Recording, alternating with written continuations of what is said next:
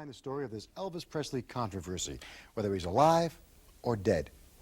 Our next guest is Kelly Burgess. Kelly, well, you've got quite a background. Detroit News, and tell us something about yourself. Well, for 10 years I was an editorial assistant, feature writer, and sometimes columnist on the staff of the Detroit News. And there came a time when you left Detroit News. And Yeah, I left the Detroit News last year, and since then I've been writing for national magazines. you have an article out now, right? Right, I have an article in this month's issue of Skin Diver magazine. Now, I understand that you actually talked to Elvis.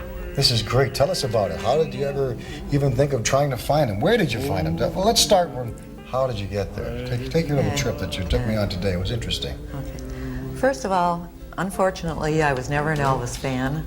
I never had the opportunity to see a concert. I never owned a record.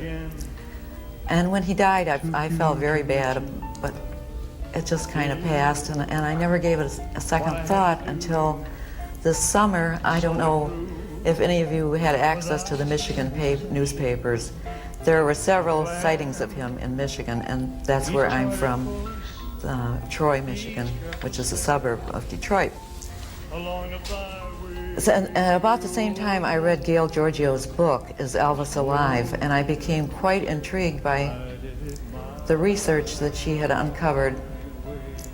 And then the more I read about the sightings in Kalamazoo, Michigan, it was a challenge. As a reporter, it was a challenge to me. So one day around the first week in August, I told my 22-year-old son, I said, let's go to Kalamazoo today. I went totally expecting to find nothing. I had heard about the look-alike. And when we arrived in Kalamazoo, I went to the Burger King, to the YMCA. Hold on. Tell everybody what happened at the YMCA. That we can't let that get by. Come on. I went into the YMCA and spoke to the director of the fitness center. And I said, does Elvis Presley work out here? And he said, just a minute, I'll have to check the roster. I think that's great. Which he did. Nonchalant as can be. He came back and he said, no, Elvis Presley does not work out here. Go ahead. So let me tell you first, there is a look-alike running around Kalamazoo creating an uproar. Many people have seen him. He hangs around the Burger King. He goes into the supermarkets. He could be spotted driving the car. I've even heard that he throws parties and invites people and hands out T-shirts. That is not Elvis Presley. Where did you find Elvis Presley? I went to an old hotel in Kalamazoo. It's on the main street. Now, Kalamazoo is a small college town, very antiquated buildings. So I went to this hotel, which I said was built in the 1890s. There is a renovation underway there now, and it's being converted from an old hotel into an office complex. 3 gentlemen bought the hotel in 1985. Where did you find Elvis? Where did you find Elvis? Let's get to Elvis. Do you want to hear the details? Do you want to hear the mystery behind Maybe we it? can go back after. Well, where did you find Elvis? That's what I want to know. I have to tell you the details first. You have to, huh? Right. You're going to take me on this little trip, but I'm anxious. I want to know where you found Elvis. I think that's it. Okay. All right, I went into the building with my son. Yes. We started surveying. There's a 5-story building with an atrium elevator. I started surveying every floor. And I had 3 encounters with security guards. Where did you find him? No, go ahead, tell us more. Okay, I was not intimidated by the guards. I mean, they practically told me to leave the building. They said, you're not allowed in here. So then my next step was to go into some of the offices. There are several tenants doing business in that building.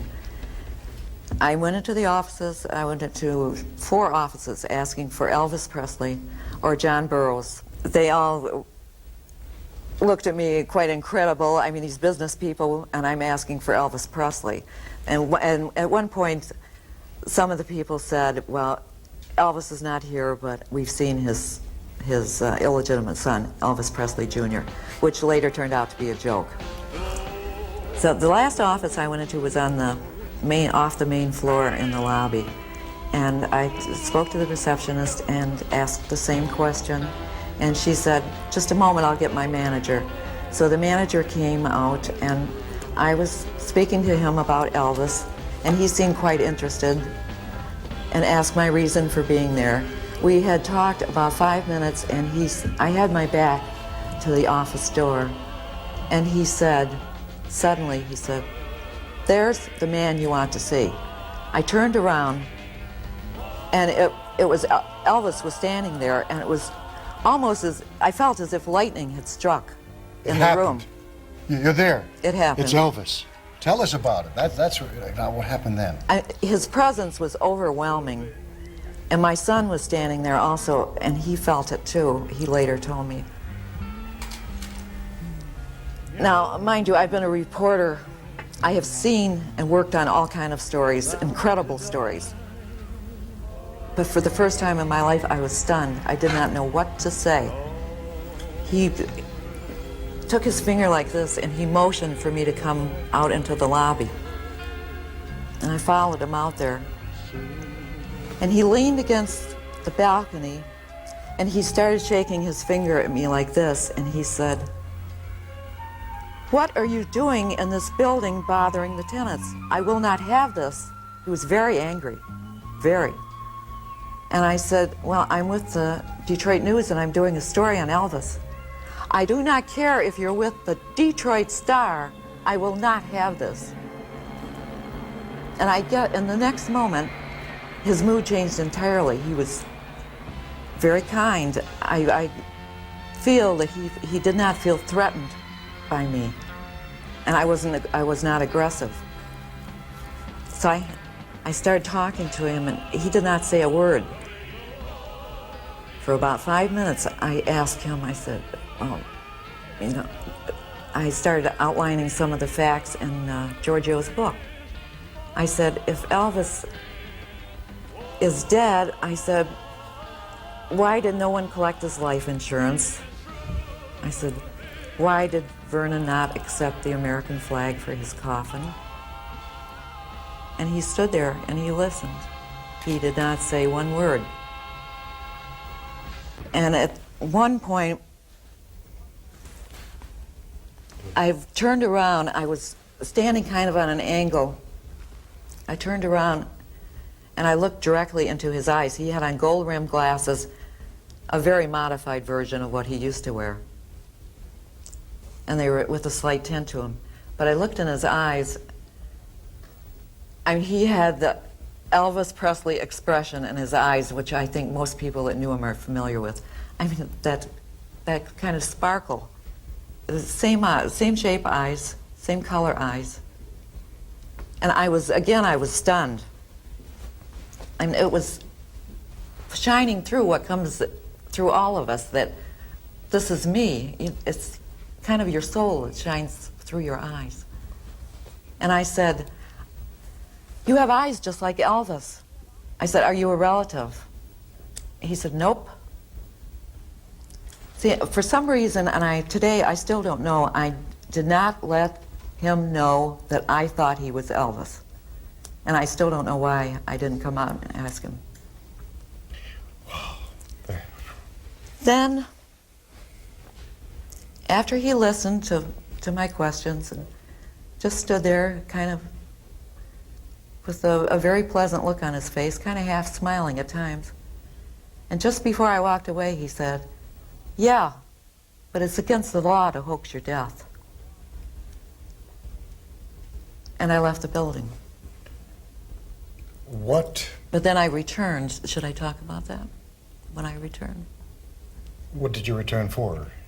To take a picture and... Oh, sure. Yeah. Can you believe what you've heard so far? It's time now to find out what Elvis Presley looks like today. Kelly, everybody's on the edge of their seats. They're waiting to hear you describe Elvis Presley when you saw him in August of this year, 1988. Kelly, what does Elvis Presley look like? He was about 6 foot. He maybe 195 pounds, with a small pot belly. He looked real good. He had a very thick head of white hair without sideburns. His hair was kind of done up in a kind of a boyish haircut. His same mouth, same high cheekbones. I mean, it was Elvis. Anyway, I followed him into the construction office, and he sat down at his desk, and he put his head down. He still didn't. He spoke very little in the short time that I saw him. And I thought he was looking for a pen to give me so I could write my number down, and evidently he didn't find one, and I didn't find one, so I ripped out a deposit slip from my checkbook and handed it to him. And he said, "All right, Kelly," and I left. And after that, I did get several hang-ups and hold-ons on my answering machine. It was quite an experience. I will never forget it the rest of my life. I wouldn't think you would. I mean, his presence was just electrifying. Like everybody else. Yes. You knew it was him, the vibrations and everything that goes with it. Right. It was Elvis. What a great story. Kelly, I understand that you're writing a book. Yes, I am. What's it going to be about? It's going to be about Elvis Presley from 1977 to 1988. You want to tell us what he's been doing for the past? How about giving us some inside information? No, I'm sorry, I can't do Oh, that. boy. There you have the story. Elvis is alive and well in Kalamazoo, Michigan. At least he was in August of 1988, according to Kelly Burgess.